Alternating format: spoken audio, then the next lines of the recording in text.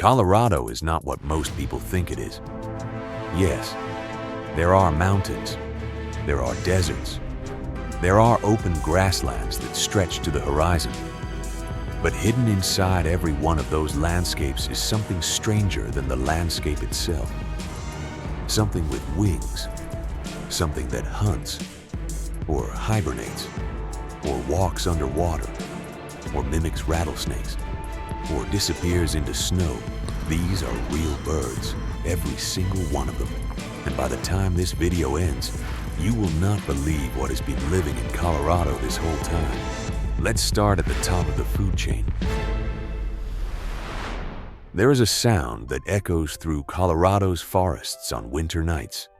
Low, rhythmic, patient. Most people hear it and think nothing of it.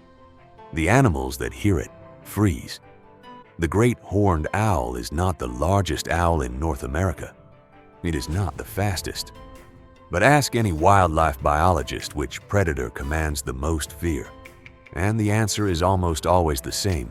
This bird has been documented killing porcupines, skunks, domestic cats, and red-tailed hawks, animals that most predators actively avoid.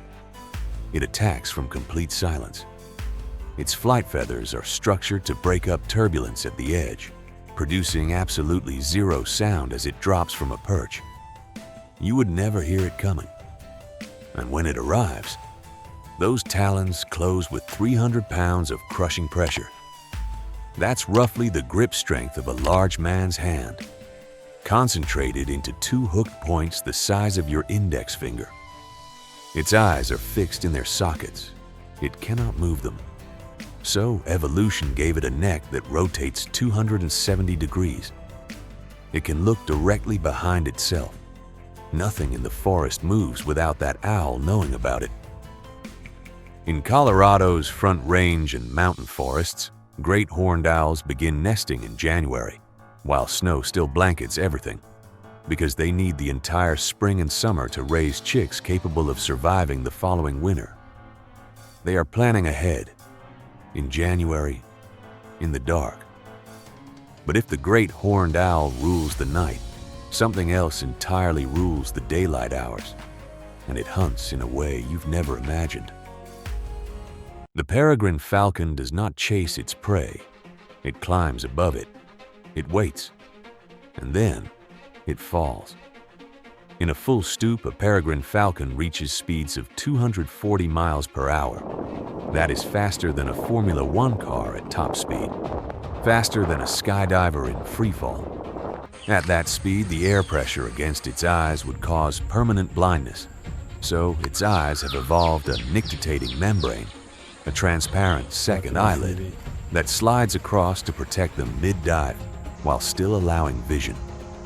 It can adjust its body angle and wing shape in real time to track a bird that is actively trying to escape, making micro corrections at 240 miles per hour.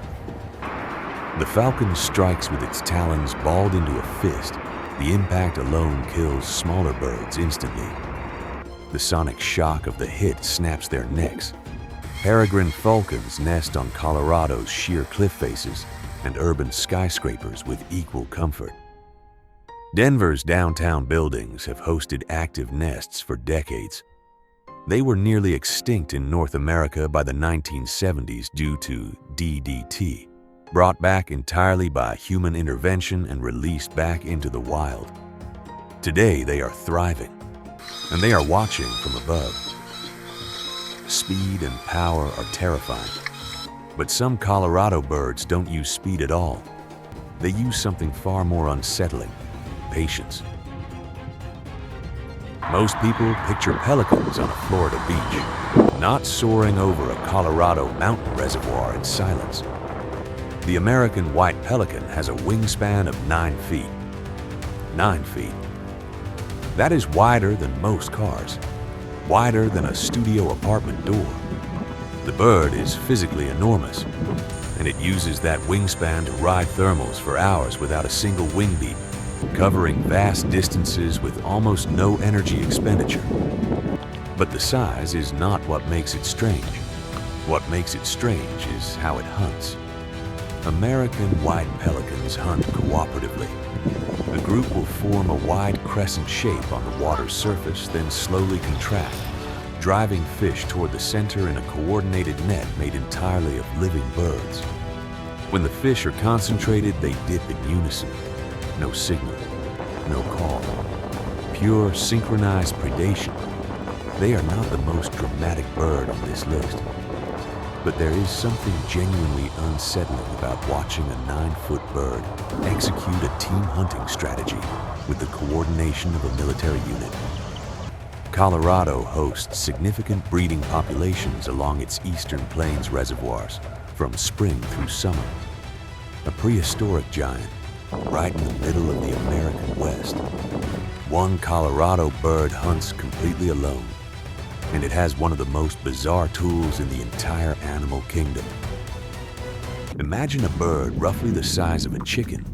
Now imagine that bird's beak keeps going and going and going until it curves downward in a long, dramatic arc and reaches 8 full inches from base to tip.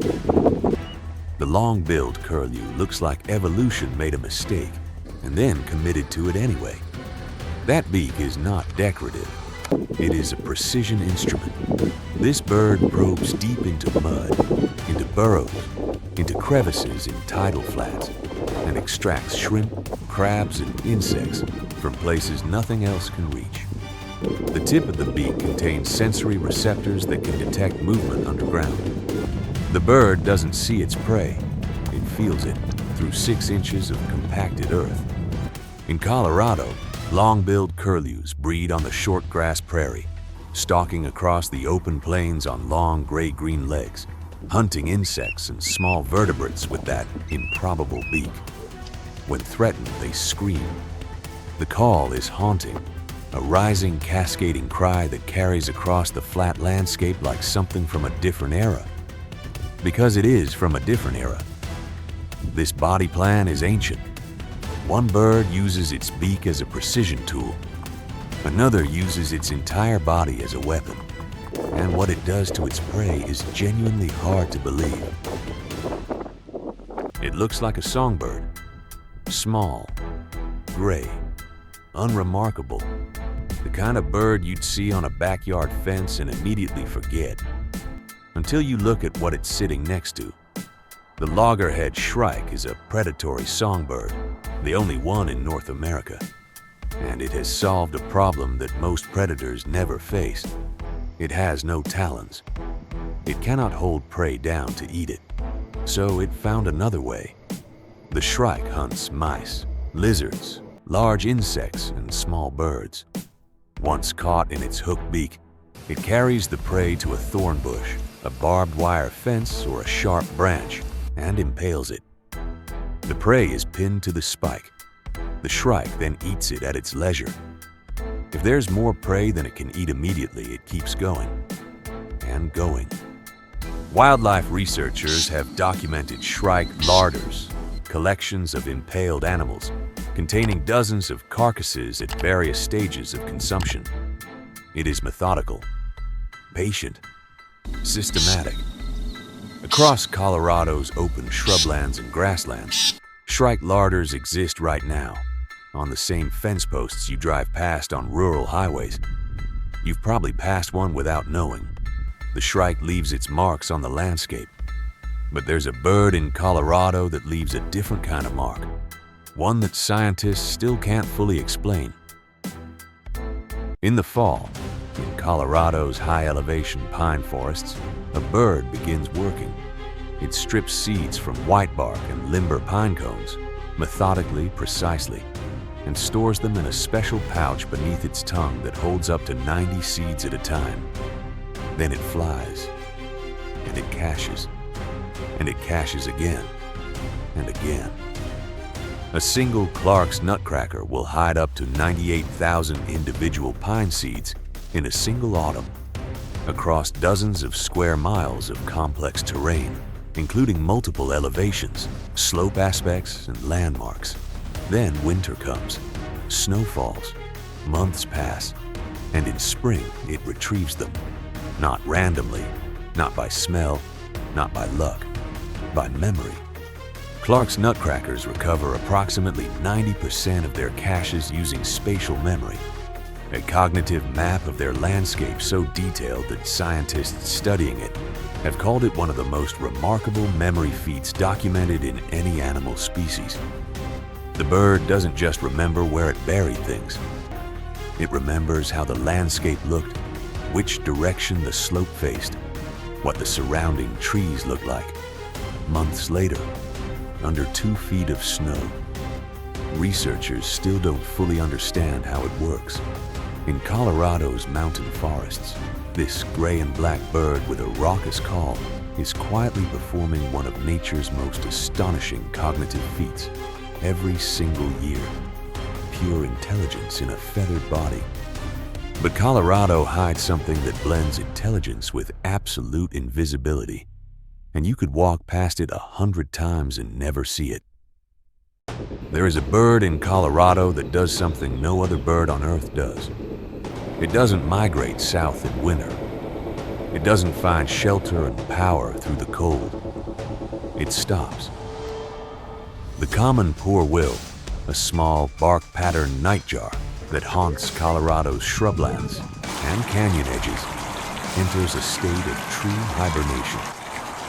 Its body temperature drops from a normal 104 degrees Fahrenheit to as low as 41 degrees Fahrenheit, barely above the ambient temperature of the rock it rests against. Its heart rate falls to near zero. Its breathing becomes almost undetectable. It can remain in this state for weeks, sometimes months. Native peoples of the American Southwest knew about this behavior long before Western science documented it. The Hopi called this bird the sleeping one.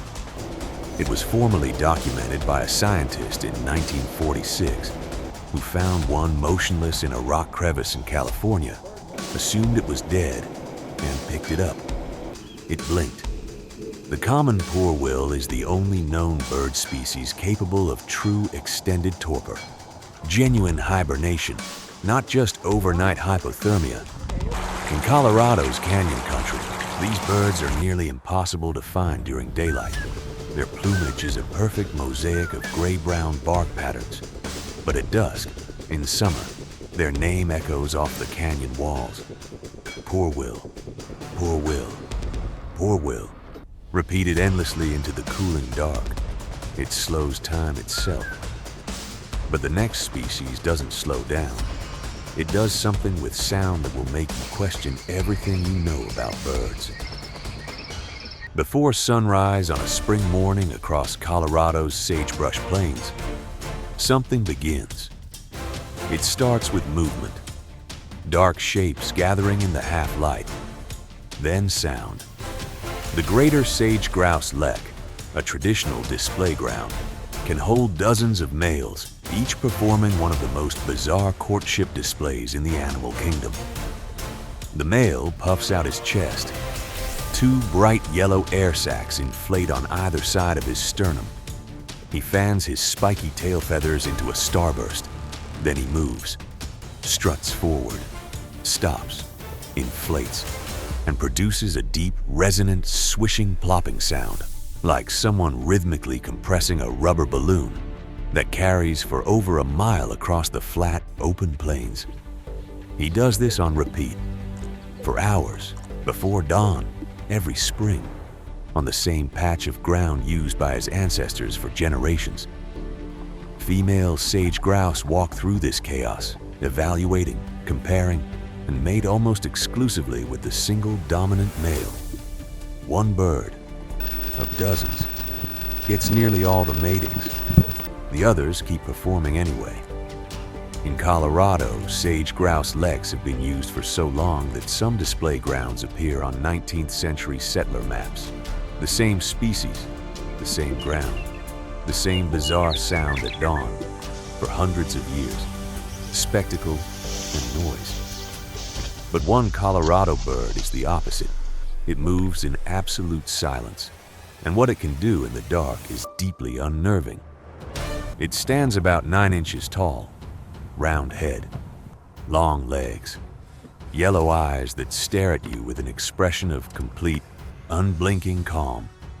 The burrowing owl looks like something you'd put in a child's bedroom until you threaten it. When a predator approaches the burrow entrance, when something reaches toward that hole in the ground, the burrowing owl produces a sound, a dry, rapid rattle, convincing enough that researchers documented predators, coyotes, foxes, badgers, pulling back from burrow entrances at the sound, not because of the owl, because it sounds exactly like a rattlesnake. The burrowing owl has evolved a near-perfect acoustic mimicry of one of the most feared sounds in North American wildlife, and uses it as a defensive weapon to protect its underground nest. A 9-inch bird, running a psychological operation. In Colorado's eastern plains and prairie dog colonies, burrowing owls are often found nesting in abandoned prairie dog burrows, living underground, hunting insects and small mammals by night, staring at you from their burrow entrance by day, watching, calculating, tiny and absolutely fearless. It mimics one of nature's most dangerous sounds. But the next bird on this list is itself one of the most dangerous things flying over Colorado's mountains. At 13,000 feet, above the tree line, above the wind, above almost everything, a bird lives year-round, not seasonally, year-round. The white-tailed ptarmigan is Colorado's highest elevation resident, and it has solved the problem of alpine winter survival through one of nature's most elegant adaptations.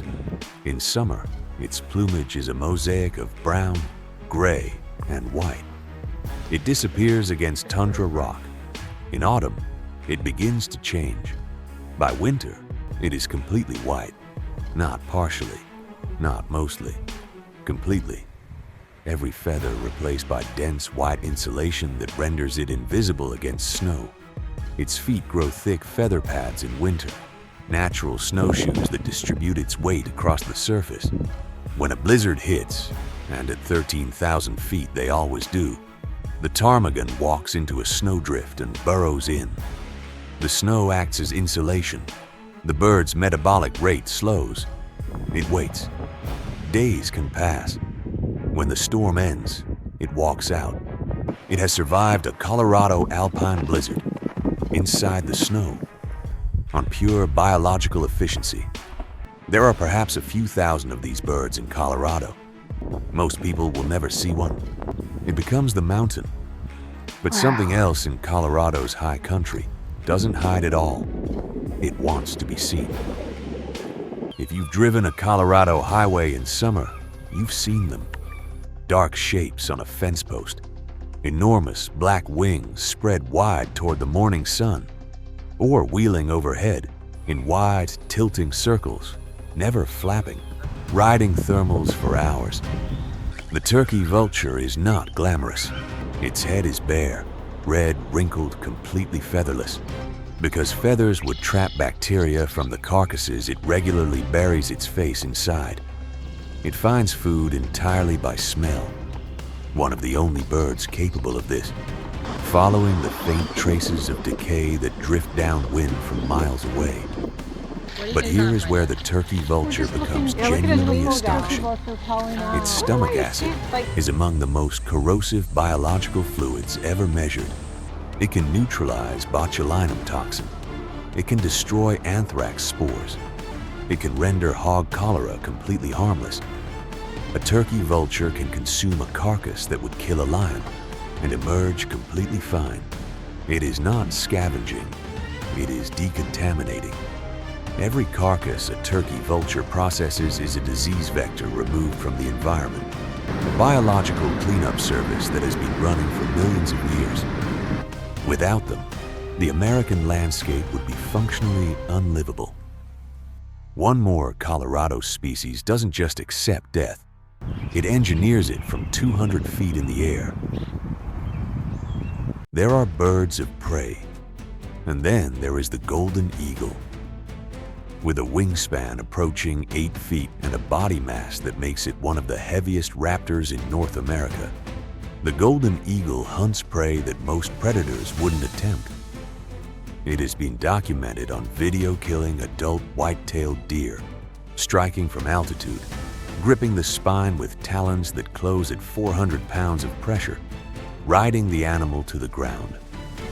In Colorado, in the canyon country of the West, along the Front Range foothills, high in the Rockies, golden eagles hunt jackrabbits, prairie dogs, ground squirrels, and when opportunity presents, much larger things. A golden eagle in a dive reaches 100 to 50 miles per hour. It scans territory from heights exceeding a mile. Its visual acuity is roughly 8 times sharper than a human's, capable of spotting a rabbit from 2 miles away. When it commits to a strike, it has already planned for the animal's likely evasion route. It anticipates. A golden eagle is not reacting to prey. It is predicting it. In Colorado's open country, this bird has been the apex aerial predator for thousands of years, long before humans arrived, long after they leave. The mountain belongs to it. But the next species on this list doesn't hunt with power. It hunts with something far more unsettling: mathematical precision in total darkness. Most people who spend their entire lives outdoors in Colorado will never see one. Wildlife biologists with decades of field experience have never seen one in the wild.